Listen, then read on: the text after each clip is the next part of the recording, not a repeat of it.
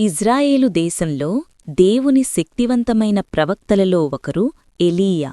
ఆ కాలంలో ఇజ్రాయేలు రాజు అహాబు మరియు అతని భార్య జెజబేలు ప్రజలను నిజమైన దేవుణ్ణి పూజించకుండా బాలనే విగ్రహదేవుడిని ఆరాధించమని ప్రోత్సహించారు. అప్పుడు దేవుడు తన సేవకుడైన ఎలీయాను రాజు అహాబు దగ్గరకు పంపి, నా మాట ప్రకారం చెప్పేవరకు ఈ దేశంలో వర్షం పడదు, మంచు పడదు అని ప్రకటించమని చెప్పాడు. ఎలీయా ధైర్యంగా రాజు ముందుకు వెళ్లి అదే మాట ప్రకటించాడు.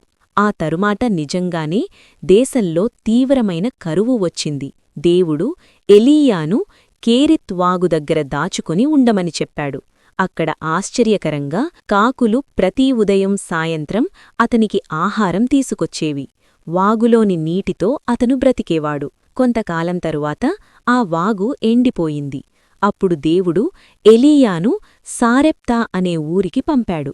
అక్కడ ఒక పేద విధవరాలు కొంచెం పిండి మరియు కొద్దిగా నూనెతో తన కుమారుడికి చివరి భోజనం చేయబోతుండగా ఎలీయా ఆమెను కలుసుకుని, మొదట నాకొక చిన్న రొట్టె చెయ్యి, భయపడకు, దేవుడు ఈ పిండి పాత్రను మరియు నూనె కుండను ఎప్పటికీ ఖాళీ కాకుండా ఉంచుతాడు అని చెప్పాడు.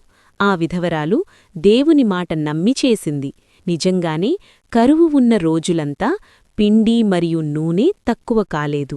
ఒకరోజు ఆ విధవరాలి కుమారుడు అనారోగ్యంతో చనిపోయాడు. ఆమె బాధతో ఏడుస్తూ ఎలీయా దగ్గరకు వచ్చింది. అప్పుడు ఎలీయా ఆ బాలుడిని పైగదికి తీసుకెళ్లి దేవునికి ప్రార్థించాడు. తనను బాలుడిమీద వాల్చుకొని, ప్రభువా, ఈ బాలుడికి మళ్లీ ప్రాణమివ్వు అని వేడుకున్నాడు.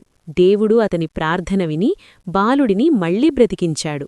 ఆ మహిళ ఆశ్చర్యపడి, ఇప్పుడు నాకు తెలిసింది, మీరు నిజమైన దేవుని మనిషి అని చెప్పింది. 3 సంవత్సరాల తరువాత దేవుడు ఎలీయాను తిరిగి రాజు అహాబు దగ్గరకు వెళ్లమని చెప్పాడు. అప్పుడు ఎలీయా బాల్ ప్రవక్తలతో ఒక పెద్ద పరీక్షను మౌంట్ కార్మెల్ మీద ఏర్పాటు చేశాడు. బాల్ ప్రవక్తలు తమ దేవుణ్ణి పిలిచినా ఏ అగ్ని రాలేదు. తరువాత ఎలీయా దేవునికి ప్రార్థించాడు.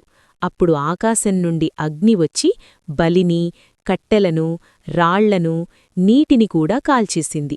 ఇది చూసిన ప్రజలు నేలమీద పడి, యెహోవా దేవుడే నిజమైన దేవుడు అని ప్రకటించారు. తరువాత ఎలీయా మళ్లీ ప్రార్థించగా ఆకాశంలో చిన్న మేఘం కనిపించి త్వరలో భారీ వర్షం మొదలై కరువు ముగిసింది. తరువాత సంవత్సరాలు గడిచినప్పుడు ఎలీయా తన శిష్యుడైన ఎలీషాతో కలిసి నడుస్తుండగా ఆకాశం నుండి అగ్నిరథం వచ్చి ఎలీయాను తుఫాను మధ్యలో పరలోకానికి తీసుకెళ్ళింది. ఎలీయా సాధారణ మనిషిలా మరణించలేదు. దేవుడు అతన్ని గొప్పగా గౌరవించాడు. ఈ కథ మనకొక ముఖ్యమైన పాఠం నేర్పుతుంది. ప్రపంచం మొత్తం దేవుని నుండి దూరమైనా కూడా ఒక విశ్వాసి ధైర్యంగా దేవుని కోసం నిలబడవచ్చు. దేవునిపై విశ్వాసం ఉంచిన వారిని ఆయన ఎప్పటికీ విడిచిపెట్టడు. వారి ప్రార్థనలకు సమాధానమిస్తాడు.